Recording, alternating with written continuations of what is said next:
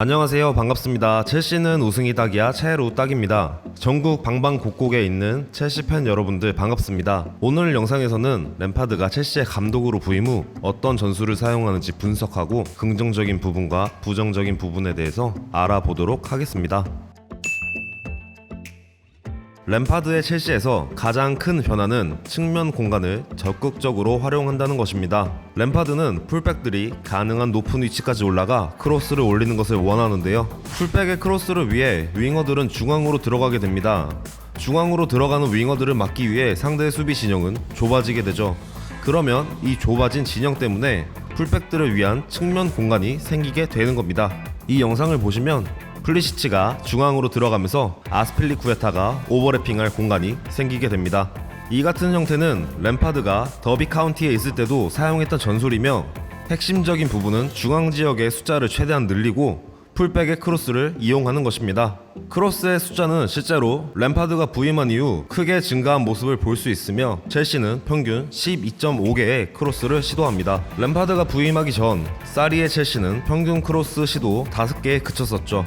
사리 감독 얘기가 나와서 말인데요. 사리의 첼시와 현재 램파드의 첼시의 가장 크게 달라진 점은 패스의 유형이라 할 수 있겠네요. 사리는 짧은 패스를 매우 강조했습니다. 그리고 자신은 크로스를 매우 싫어한다면서 공은 바닥에 붙어 있어야 하며 공중에 떠 있으면 안 된다라고까지 말한 적이 있었죠. 반면 램파드는 매우 빠른 패스와 후방에서부터의 직접적인 롱패스를 강조합니다. 또한 미드필더들의 자유도를 크게 증가시켰는데요. 미드필더들은 전방 압박에 가담하며 공격에 적극적으로 참여합니다. 포워드를 넘어서 침투하는 모습까지 보여주기도 하죠.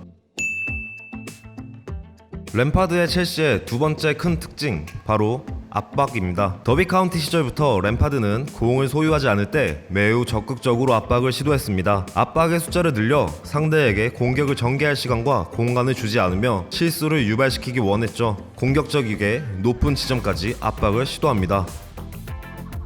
이 장면을 보시면 상대 진영까지의 압박 숫자를 늘리는 동시에 공을 받을 선수까지 압박하며 공간을 허용하지 않는 모습입니다. 상대가 패스를 받으면 즉각적으로 강한 압박에 들어가며 전개할 시간과 공간을 주지 않으려 합니다.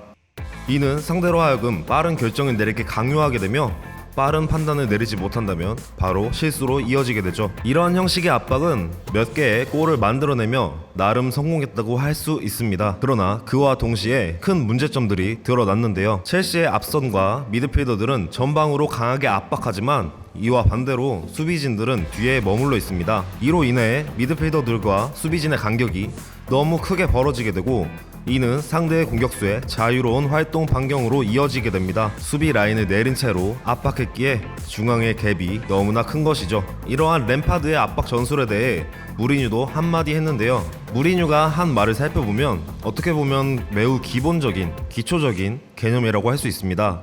첼시는 4명에서 6명으로 수비 블럭을 형성하고 타미 아브라함은 올라가고 바클리도 올라가고 마운트도 올라가고 페드로도 올라간다. 이거는 하이어 블럭을 뜻하는데 높은 수비 블럭은 더 공격적이고 적극적이란 뜻이죠. 그러나 높은 수비 라인이 동반되지 않는 높은 수비 블럭은 위험이 너무나도 크죠. 우리 첼시 팬 여러분들은 이런 의문점이 생길 겁니다. 그렇다면 왜? 어째서 램파드는 수비 라인을 동시에 올리지 않는가? 이유는 첼시 수비진의 구성에 있습니다. 첼시 수비진은 아직 서로를 알아가는 단계라고 할 수 있는데요. 다비드 루이스의 갑작스러운 이적, 임대 후 돌아온 커트 주마, 거기에 파카요 토모리까지 임대로 돌아왔죠. 아직 서로를 알아가는 단계이며 호흡을 맞출 시간이 절대적으로 부족합니다. 서로 간의 호흡과 수비 라인의 높이가 과연 무슨 상관이냐고 물어보실 수 있는 분이 있을 수 있는데 수비 라인을 높인다는 것은 보통 옵사이드 트랩을 사용한다는 것을 뜻합니다. 게다가 램파드처럼 극단적인 전방 압박을 뒤에서 지원하기 위해서는 수비 라인도 극단적으로 올려야 하죠. 그러면 옵사이드 트랩은 선택이 아니라 필수가 됩니다. 옵사이드 트랩을 걸지 않으면 뒷공간을 도저히 막을 방법이 없죠. 그러나 완벽하게 호흡을 맞추고 오랜 시간 훈련해야 옵사이드 트랩을 걸 수 있습니다. 어중간하게 트랩을 걸다가는 되려 실점 가능성만 커지기 때문입니다. 노리치전 푸키에게 실점하는 장면이 대표적인 예라고 할 수 있습니다.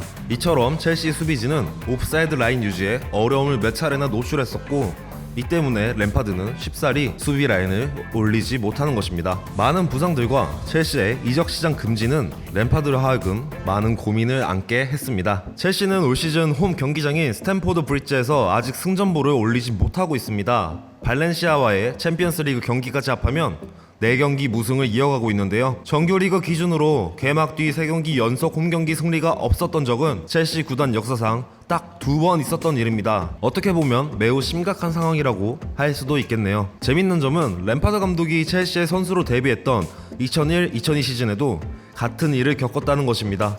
아무쪼록 우리 첼시 겉에서 보기에는 성적이 좋지 않지만 여러 유망주들이 착실하게 성장하고 있고 경기 내용으로 봤을 때는 충분히 올라갈 수 있는 희망이 보입니다. 우리 첼시 블루스 여러분들 희망을 놓지 말고 램파드 감독님 파이팅입니다. 시청해주셔서 감사합니다. 첼우딱이었습니다.